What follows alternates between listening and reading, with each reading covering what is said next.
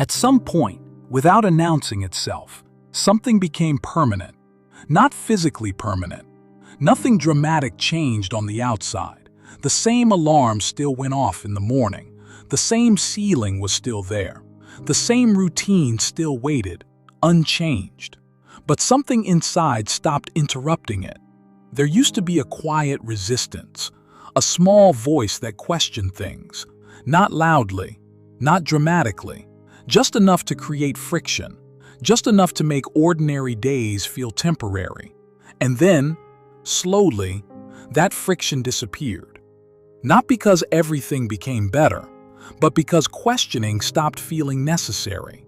You stopped asking whether this was really what you wanted, and life continued without needing your permission. Most changes like this don't happen suddenly. They happen in moments so ordinary they don't feel important at the time. You wake up, you move through the day, you do what's expected, you finish what needs to be finished, and at the end, nothing feels particularly wrong. But nothing feels particularly chosen either. It just feels accepted. There's a difference between choosing something and accepting it. Choosing feels active. It carries intention. Even when it's difficult, there's clarity behind it. Acceptance, on the other hand, often feels quiet. Not peaceful, just quiet. You stop resisting. You stop reconsidering. You stop interrupting the pattern. Not because you fully believe in it, but because it's easier to let it continue than to examine it again. People rarely notice the exact moment this shift happens. There's no clear line, no announcement. It doesn't feel like surrender. It feels like stability, predictability, safety. You know what tomorrow looks like. You know what next week looks like. Nothing surprises you anymore. And that predictability removes the need to confront uncertainty. Uncertainty requires energy. Questioning requires energy. Reimagining requires energy. And when energy becomes limited, the mind prioritizes stability over possibility. Not because stability is more fulfilling, but because it's more manageable.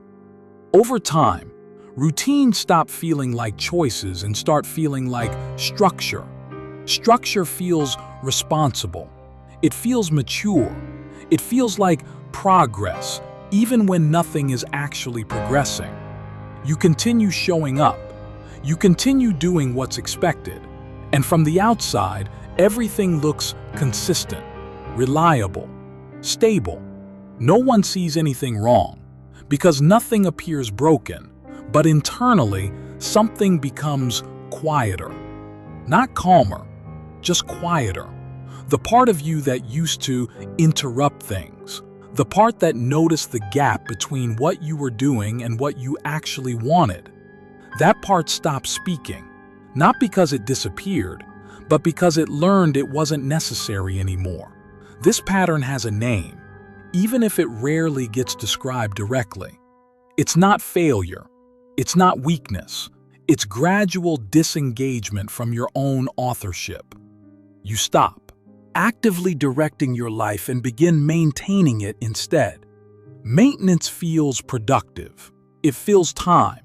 It creates movement. But it doesn't create direction. Direction requires confrontation. Maintenance requires repetition. Repetition is safer. Repetition doesn't ask difficult questions. It doesn't force uncomfortable clarity. It simply continues. The human mind adapts quickly. What once felt temporary begins to feel permanent. What once felt negotiable begins to feel fixed. Not because it actually is fixed, but because it hasn't been questioned in a long time. Time alone can make anything feel permanent, not through force, but through familiarity. You adjust to things simply because they continue existing, and eventually you stop imagining alternatives. Not because alternatives don't exist, but because imagination itself becomes less active. It becomes quieter, less urgent, less necessary. Years can pass this way, not painfully, not dramatically, just consistently. You wake up, you move through familiar spaces, you perform familiar roles, you carry familiar thoughts. Nothing interrupts the continuity. Continuity feels safe, safe enough to continue, safe enough not to examine too closely. There's comfort in knowing what happens next, even if what happens next feels exactly like what already happened. Predictability removes the need for awareness. Awareness requires confrontation. Confrontation requires honesty. And honesty, sometimes, requires acknowledging that things weren't chosen as intentionally as they once felt. The strange part is, nothing actually forces this shift. There's no single moment where control is taken away. It's more subtle than that. Control simply stops being exercised, not intentionally, not consciously, just gradually. You stop revisiting decisions. You stop reconsidering direction. You stop asking yourself whether you're still aligned with the life you're living. Because asking that question creates uncertainty. And uncertainty interrupts stability. Stability becomes the priority, not fulfillment, not clarity, just stability. From the outside, everything still appears functional. You're still moving, still participating, still present. But presence and authorship aren't the same thing. You can be present in a life without actively shaping it.